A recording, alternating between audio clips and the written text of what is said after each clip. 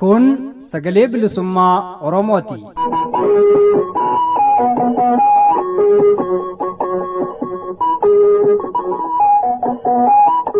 Sagaleen bilisummaa Oromoo dambalii gabaabaa meetir baandii 19 kiiloo heerzii 15,420 irratti jimaataa fi dilbata galgala sa'aatii 8 hanga sa'aatii 8 walakkaatti afaan Oromootiin roobii ammoo galgala sa'aatii 8 hanga sa'aatii 9tti afaan Oromoo fi qophiilee dabarsuu amma jalqaba. Kun sagalee bilisummaa Oromooti.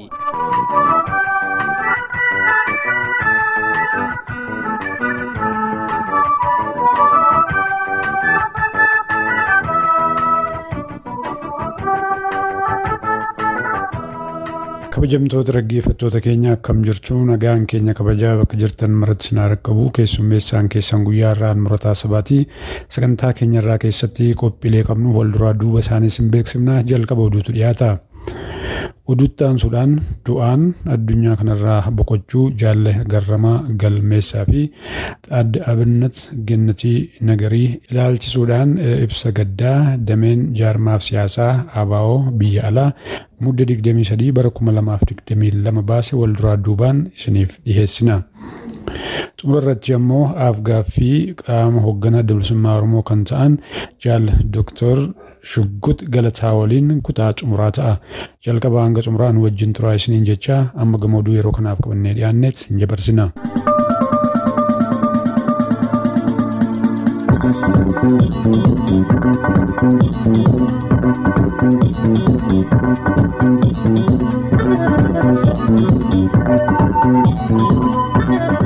Harka fuunii ashamaa akkam jirtu hordoftoota keenya oduu yeroo kana qabannee dhiyaanneerra oduu waliin an ibsaa gaaddisaati.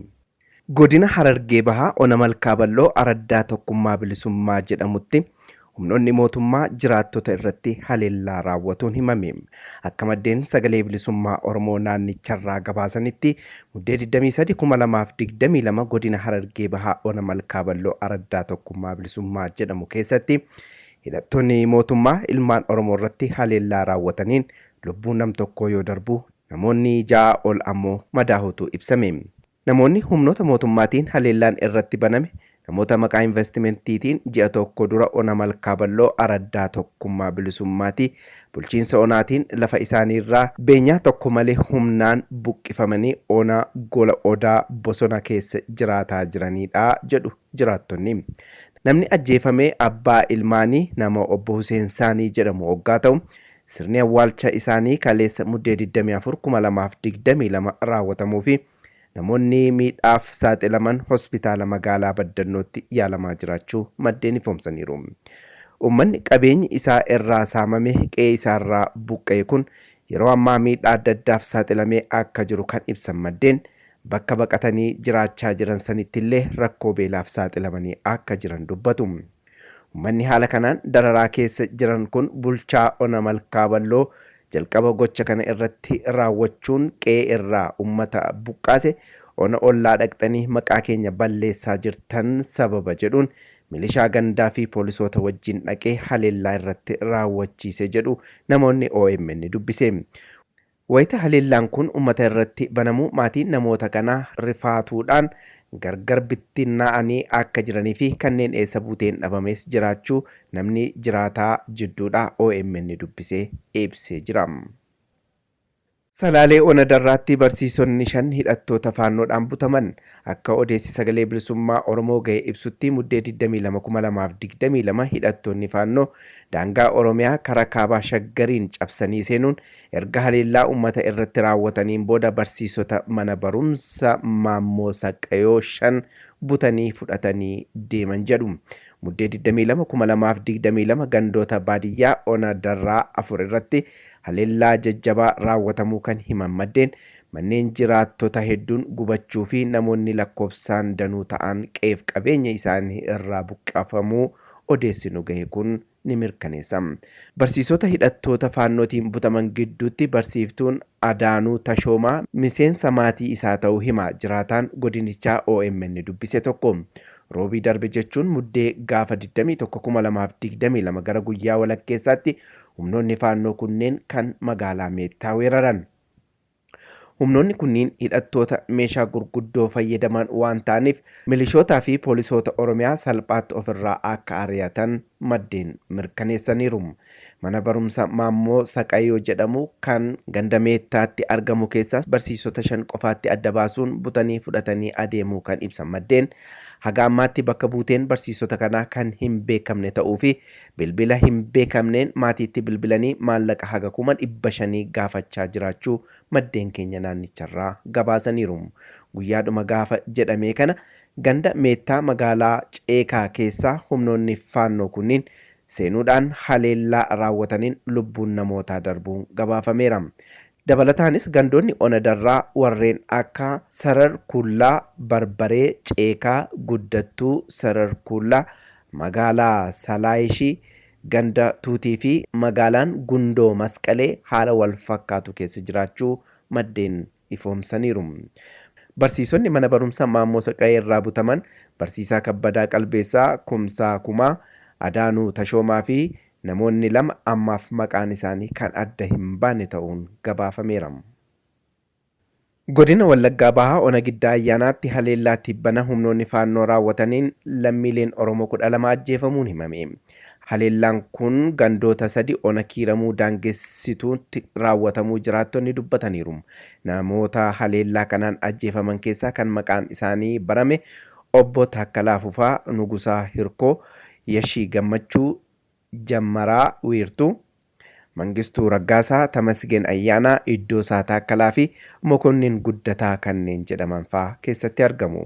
Waraanni mootummaa maqaa nageenyaatiin 7 dura naannicha qubsiifame nageenya uummataa eeguu moggaatti dhiisuun waraana bilisummaa Oromoo wajjin hidhata qabdu kan jedhuun namoota hedduu manatti adamsee ajjeesaa jiraachuu maddeen gabaasaniiru.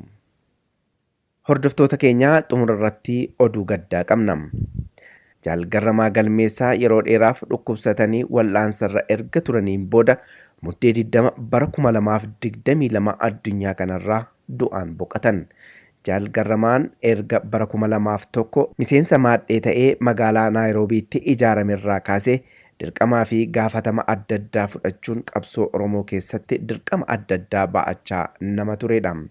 Jaalgarramaan gaafatamaa jaarmiyaa hawaasummaa Leenjisaa Dabballee fi koree bulchiinsa ABO kan biyya Keeniyaa keessattis sadarkaa adda addaatti dirqama isaa nuffii fi dadhabbii tokko malee miilaan sa'aa dheeraa deemuun dirqama isaa nama ba'achaa turedha.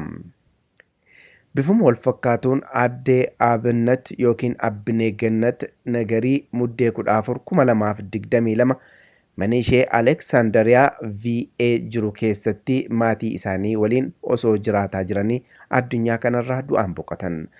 Abineen hospitaala Imperes Zawdituu Memorial yookiin Seventh Day Adventist Finfinnee keessatti narsii fi gaafatamtuu kutaa ta'uun hojii jalqabde.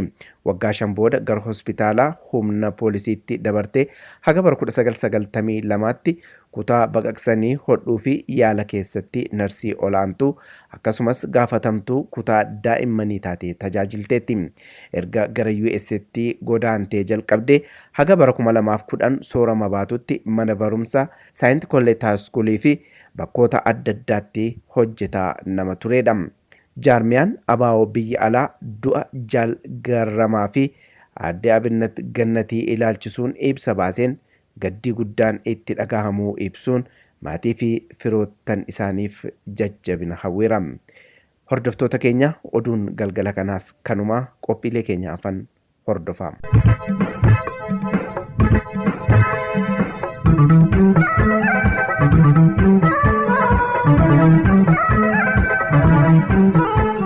Dhaggeeffattoota keenya kan nagaa jirtan kun sagalee bilisummaa Oromoo sagantaa afaan Oromootii qophiin keenya oduu isin dhageessisuun jalqabee itti fufa. Seenaa gabaabaa Jaal Garramaa Galmeessaa irratti gadda ibsachuu dameen jaarmaaf siyaasaa adda bilisummaa Oromoo biyya alaa muddee 23 bara 2022 baase isiniif dhiyeessina kunooti.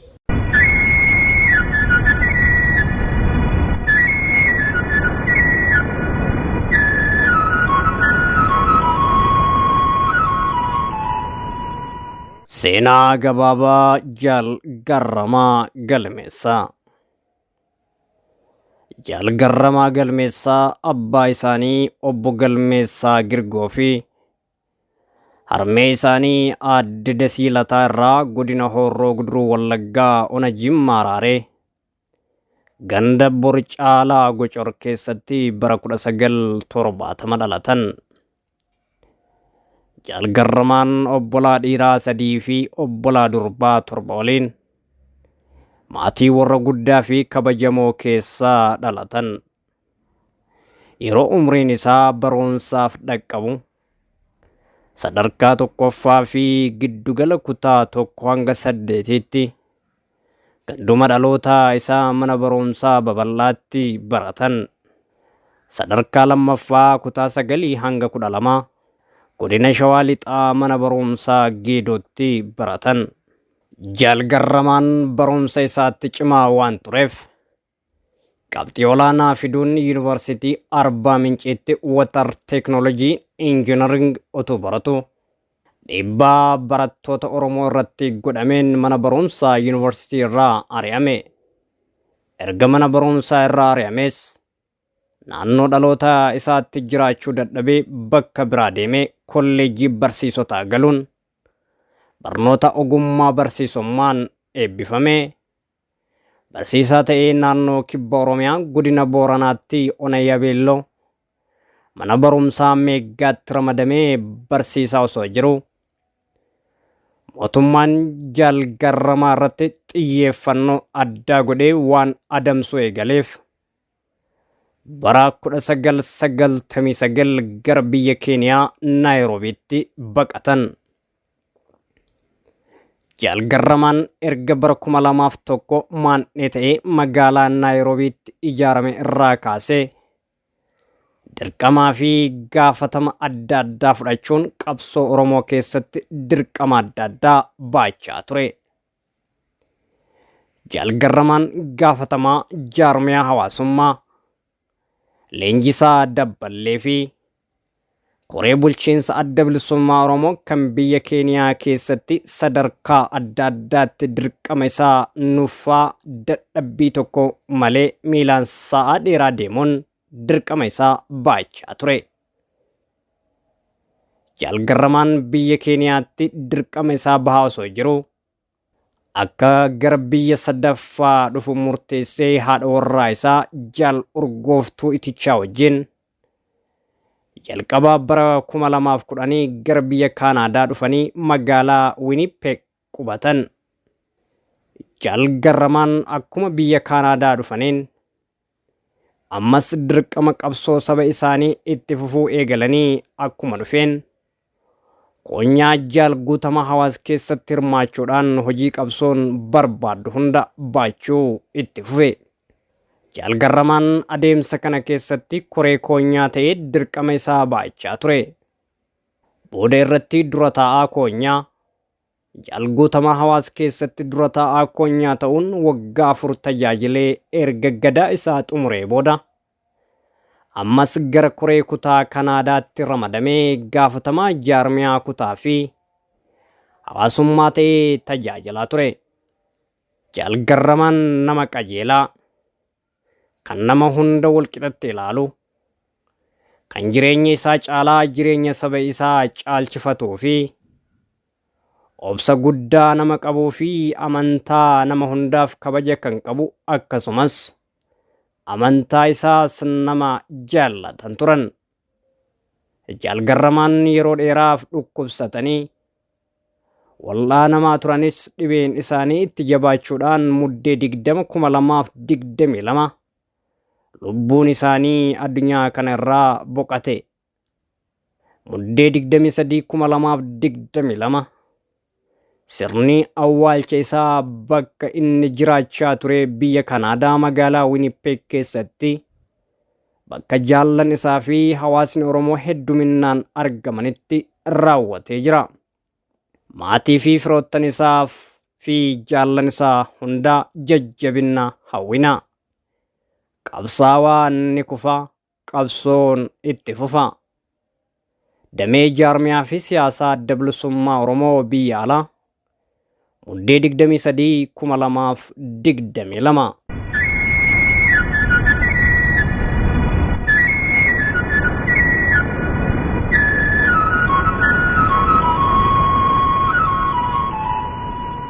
Dhaggeeffattoota keenya qophiin keenya ammallee itti fufee jira. Adde Abinat Gannatii Nagarii du'aan addunyaa kanarraa boqochuu ilaalchisuudhaan ibsa gaddaa dameen jaarmiyaaf siyaasaa ABO biyya alaa muddee 23 bara 2022 baase immoo akka ittaanutti isiniif dhiyeessina.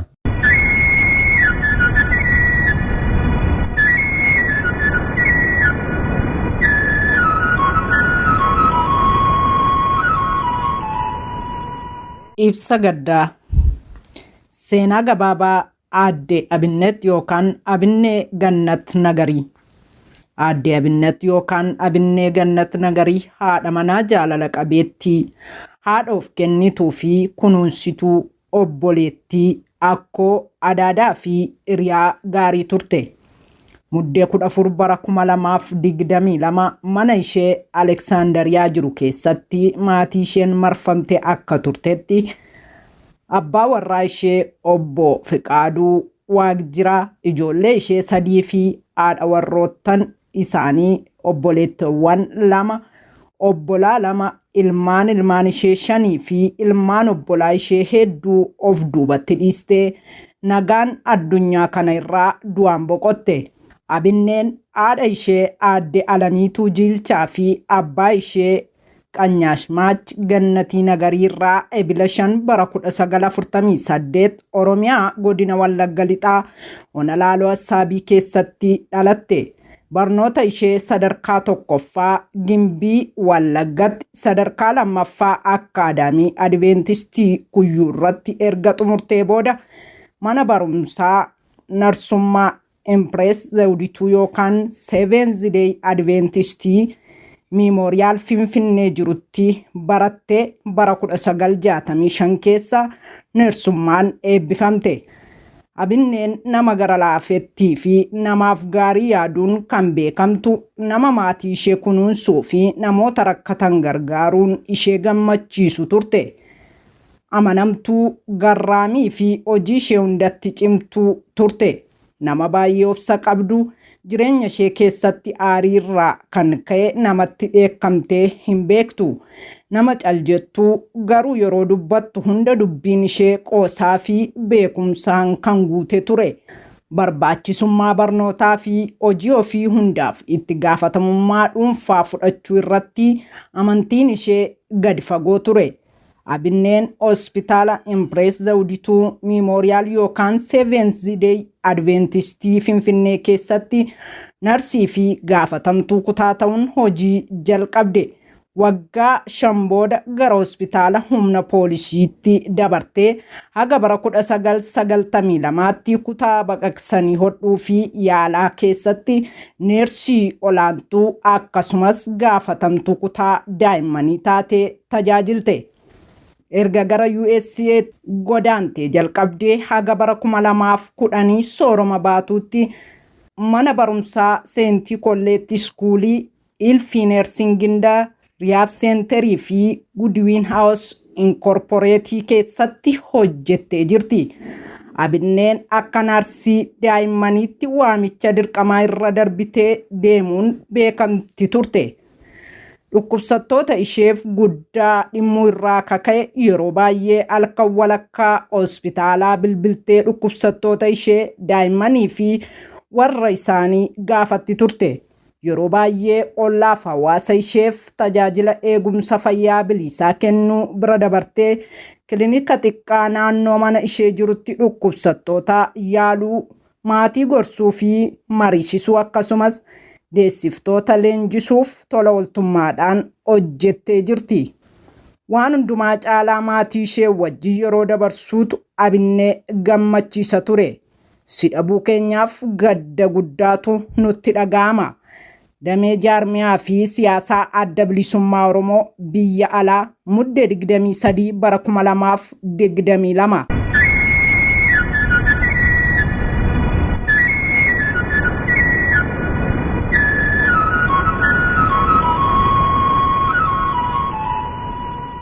Dhaggeeffattoota keenya tokko lama jechuudhaan sagantaa keenya gara maayirraan geenyee jirra. Qophii keenya xumuraa ta'ee kan isiniif dhiyaatu immoo gaaffii fi deebii miseensa Shanee Gumii Adda Bilisummaa Oromoo Jaal Dr. Shuggut Galataa waliin gaggeeffama ta'a kutaan sadaffaasaa kunooti.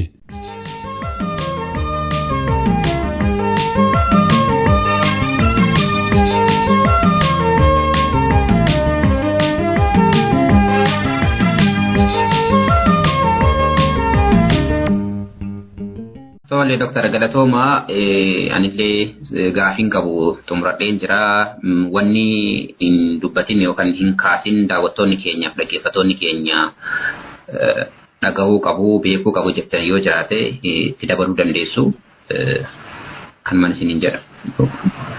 Galatoon fayyaa ta'ee waan hafilleen qabu ani kan akka Oromootti nu balleessuuf nutti dhufe nuti akka garaagar taanee dhaabbanne dura aanuun irra aanuun dandeenyu akka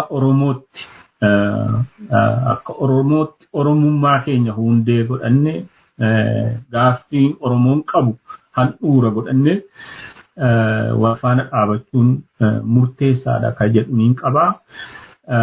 Isa kanaaf uummanni Oromoo biyya keessaa alaa sagalee tokkoon afuura tokkoon xiiqii sabummaa tokkoon mooraa qabsoo bilisummaa Oromoo warra diina fuula dura dhaabbataa jiran gargaaruutiin tinnisa gochuudhaan tumsa gochuudhaan caqasuudhaan jala adeemuudhaan wal ijaaruun murteessaadha. Haa ijaaramnu ijaaramnee jirra isa ijaaramnee jirru kana haa jabeeffannu jechaa kooti ijaarsa hin qabnu jechaa kiyyatu hin taane ijaaramnee jirra ijaarsa keenya ufitti fudhannee jabeeffannee qajeelfamaa fi qooda hojii nu ilaalu sana keessatti bakka nu jirru keessatti waa gochuun nurra jiru haa goonuun jedha. Qabsoon ni fufaa qabsaan ni kufa jedhama nama keenyatu qalamaa jira nama keenyatu ajjeefamaa jira mirga isaaf ajjeefamaa gatii mirga isaa gaafatee fi isa kana irra aanuudhaaf haa jabaannu waamicha Adda Bilisummaa Oromoo gadi fageessinee ilaallee irratti xiyyeeffannaa goone haa hojjennuun jedha. Fayyaa naa ta'e ulfaadha. Jaal Dr. Shuggut Galataa miseensa hoogganaa Adda Bilisummaa Oromoo haala yeroo irratti turtii sagalee bilisummaa Oromoo waliin taasiftaniif maqaa dhaggeeffattootaa fi daawwattoota keenyaatiin hedduu galatoomaa isiniin jedha. Maa irratti Jaal Dr. Shuggut isinillee dhaamsa gabaabaa dabarsitanii jirtu mee irruma deebitanii bakkiin qabeenyi abbaan qabeenyi Oromoo haala ammaa kana keessatti Oromoodhaaf hin oolle beekumsi Oromoodhaaf hin oolle ilmi namaa biyya keessaa lubbuu isaatti gabbaraa jira. Oromoo baraaruudhaaf Oromiyaa baraaruudhaaf bilisummaa fi walabummaa Oromiyaatiif mirgaa fi kabajaa Oromummaatiif jecha lubbuu isaatti baasaa jira. Hawaasni Oromoo biyyoota alaa jiru akkasuma kanneen biyya keessa jiranillee jaarmayoleenis qaamonni adda addaa walumaa galatti lubbuun yeroo ammaa kana qabeenyi beekumsi yeroo ammaa kanatti Oromoodhaaf hin oolle hiika maalii qabaata? Oromoo akka kamitti seenaadhaan wal gaafachuuf teenya waluma bira dabarree tokkotti wareegamaa tokkotti qalamaa hidhee xuuxanneetuma teenya moo maalidha wanni Oromoon akkitti hadhaa'ee waliin ka'uu danda'u waa gumaachuu danda'u akkitti immoo bifa ijaaraa ta'e tokkoon dhiibbaa walirratti bulchanii dhiibbaa gunjadhu akka namni qabsicha keessatti of kenniinsaan irra caalaa wareegama baasuuf irra caalaa waa gumaachuu danda'uuf har'a dhimma jaarmayaa miti har'a dhimma paartii poolitiksii miti namni akka sabaatti dhabamuuf jirra. Haala kana keessatti sochiin ta'uu malu maali? Addatti ammoo sabootaaf sablammoota Itoophiyaa keessa jiraniif dhaamsi qulqulluun ifaan yoo har'a waan Oromoo kana gadi bahanii hin balaaleffanne ta'e wayita Oromoon akka kanatti kan dhumatu ifatti ejjennaa isaanii himan yoo ta'e walqixxummaa, waliin jireenya, wal kabajuu, ollummaa gaarii fi wanneen kana fakkaatan miidiyaa fi bakka bakkaan waltajjii adda addaa irratti maqaaf haasa'amu Oromoodhaaf hiika maalii dhama maalii qabaata? Oromoon biyya qaba, Oromiyaa dhugaadha, sanaaf qabsaa jira. Akka sabaatti akka ummataatti garuu jireenya isaatu yaaddoo keessa jira waan ta'eef ummatoonni kaan dirqama maaliitu irra jira.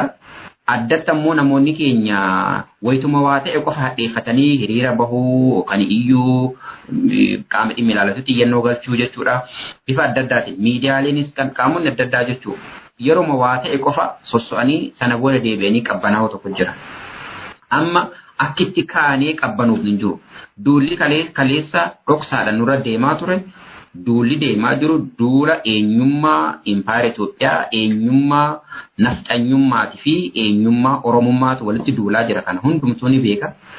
Duula kanaan isaan Oromummaa fi Oromoo dhabamsiisanii naannicha Impaayeraan bulchuu fedhu.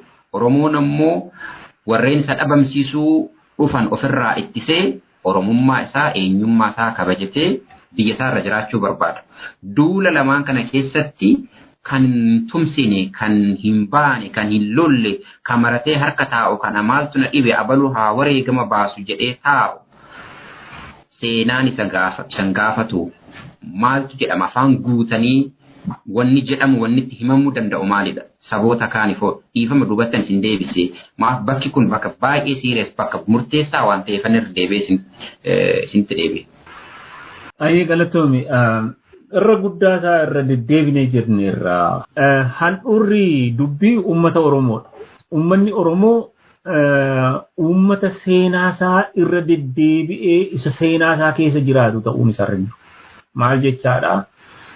Walirratti birmachuu dadhabeeti cabinsa Minilikiif jilbeeffatee cabeefi jecha.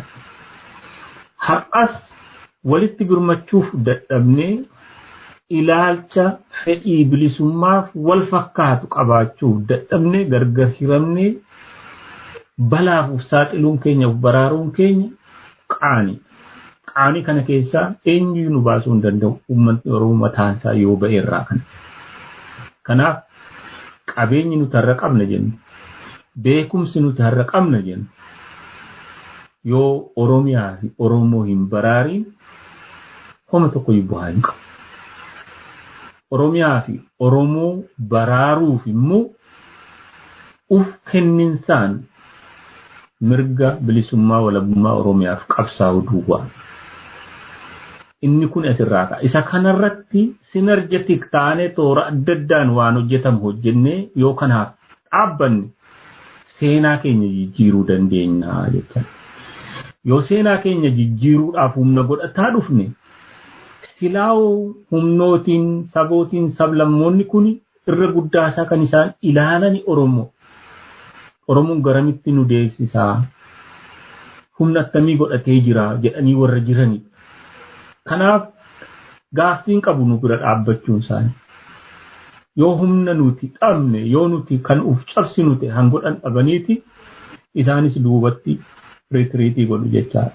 Kanaadhaaf isaan nu bira hin dhaabbatanii yookiin immoo kana gochuu didanii jennee utuu hin komatiin dura Oromoon ofirratti hundaa'ee qabsoosaa gaggeeffatu kanatti xiiqiin sabummaa isa qabatee Oromummaa isaaf qabsaa'uu danda'utu sarra jira. Kana keessatti dhalataan marti qooda fudhachuu danda'utu sarra jira. Gahee isaa itti kafaluutu sarra jira. Kana yoo goone humna ta'a. Humna siyaasaa gaafa Afrikaa keessatti ta'a. Humna siyaasaa Impaayerri Itoophiyaa yoo nurraa alaa deemte kan isheen nagaa fiduu hin dandeenye ta'u agarsiisuu danda'utu nurra jira jecha. Yoo humna siyaasaa hin ta'in lakkoomsuma miliyoonii 40, 50, 60 jennee namni humna dheedhee nu ilaalu jiru. Isa kanaaf hundeensaa Oromoo irra jira. Oromoon immoo xiiqii sabummaa qabaachuutu sarara jira. Oromoon immoo yoo humna hin tahin ofiisaas nagaan jiraatu gaafta Afrikaas nagaa ta'ee jiraachuu hin danda'u.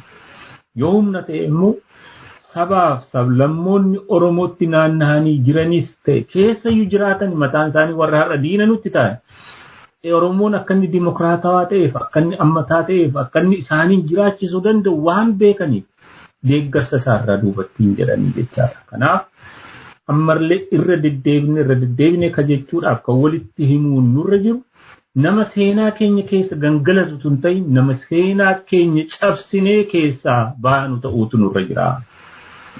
Kana jechuun maanni walirratti ilaaluu dhiisu ammoo ilaalcha faallaa ta'e ilaalcha faallaa mirga Oromoo ilaalcha faallaa qeerroon Oromoo adda bilisummaa Oromoo gaafataa ture irraa dhaabbatanii faallaa tahanii fakkii mirga Oromoof nama deemu fakkaatanii mul'achuu uummata sana balaarra buusuurra warra fiigan dhaabuu isaan kana nu gahe jechuu danda'u sarra jira Oromoo waan jala hiriiru sirriitti barare kaayyoo maaliif eenyu dhaabbatee jira isa jedhu sana hubatee isa kana jalatti wal ijaaruutu sarra jira yoo wal ijaarree kaayyoo ifa ta'eef yoo waliin dhaabbanne inni diidarraa inni ollaa keenyaa akka nuti uummata dimokiraatawaa ta'e uummata ammataa taane uummata isa kaanuuf itti qabnee jiraachuu dandeenyu waan beekuuf tumsisaa itti aanee dhufaa. Kanaafi ijoon dubbii uummanni Oromoo xiiqii sabummaa godhatee wal faana hiriiruu danda'utu sarra jira seenaa isaa jijjiiruu fi seenaa sana jijjiiruu hin dandeenyu ta'e isuma sana keessa deddeebine yoo ta'e hiika hin qabu.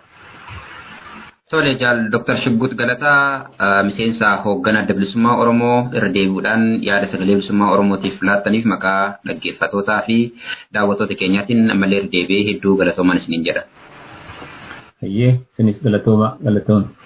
Tole dhaggeeffattootaa fi daawwattoota sagalee bilisummaa Oromoo turtiin haala yeroo irratti duguuggaa sanyii fi yakka suukaneessaa walumaa galatti gidiraa uummata Oromoo irratti Oromiyaa keessaa sirna nafxanyaatiin kan mootummaa bilisiginnaatiin turfamuun gaggeeffamaa jiruu fi haalli sochii qabsoo bilisummaa Oromoo biyya keessaa fi biyya alaa maalirra jira egeriifoo rakkoo kana keessaa bahuudhaan uummanni keenya biyya isaa Oromiyaa irratti nagaan tasgabbiin akka jiraatuuf maal gochuu qabna ka jedhu irratti mariin bal'inaan miseensa hoogganaa adda bilisummaa Oromoo jaal Dr. Shiggut Galataa waliin taasisne kanaan raawwatee jira. Isinis dhaggeeffattoonni fi daawwattoonni keenya nu faana ta'uudhaan sagantaa keenya hordofuu keessaniif ammallee irra deebinee hedduu isin galateeffannaa sagantaa keenya kanumaan xumurree jirra. Oromiyaan biyya galatooma.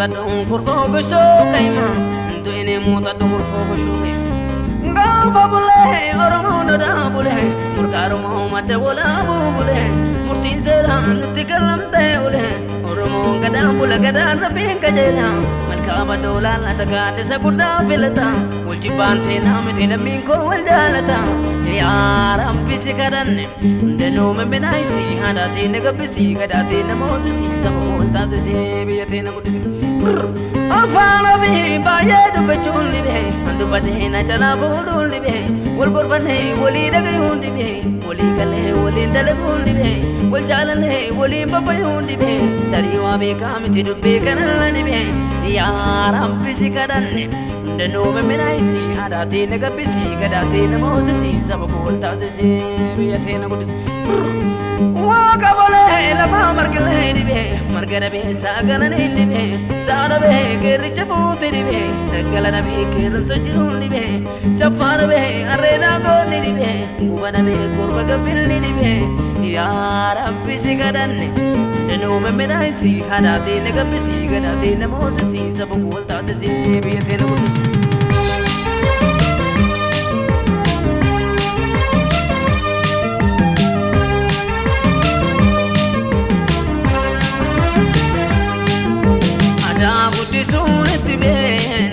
Aboti senar tundona akayo durana tibuntu garto ke gorana te kotu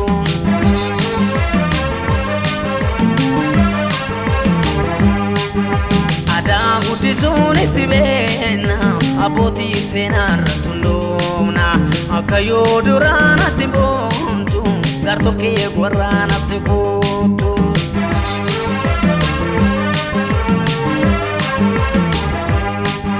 Seenaa borannaanatti gootu safuulaalanaanatti gootu akka yoo duraanatti boontu gartokkee warraanatti gootu.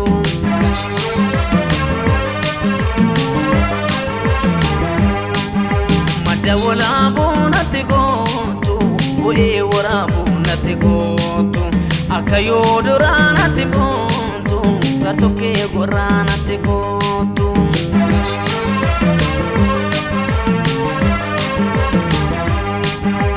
Fuutee dhaabiinatti gootu irree wal qabiinatti gootu akka yoo duraanatti boontu gartokkee warraanatti gootu.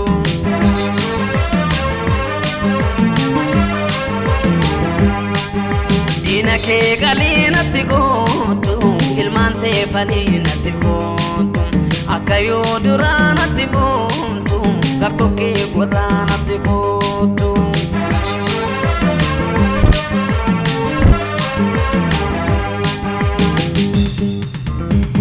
Oromiyaa daabii kenna Oromoon eenyumaa kenna Nigeerraa hidhichifna gaadaa saba kenna jette ijoolleen. Abbaan gadaa abbaan kenna abbaan bokkuu ganaa kenna. Dimokiraasii hundiin ishii burqaan ishii Oromiyaa teenna jette ijoolleen. Warri aadaa beekaan oftu aadaa ormaa jala kaattu achi jettees jaran taatu as makamtees saban taatu. Olutalta kadutalta narabu bemfute tata jette ijoolleen. Olutalta kadutalta mubaariin fute tata jette ijoolleen. Egaan kabajamoo dhaggeeffattoota keenyaa jalqaba irraa hanga xumuraatti nu wajjin taatanii waan nu hordoftaniif galatooma.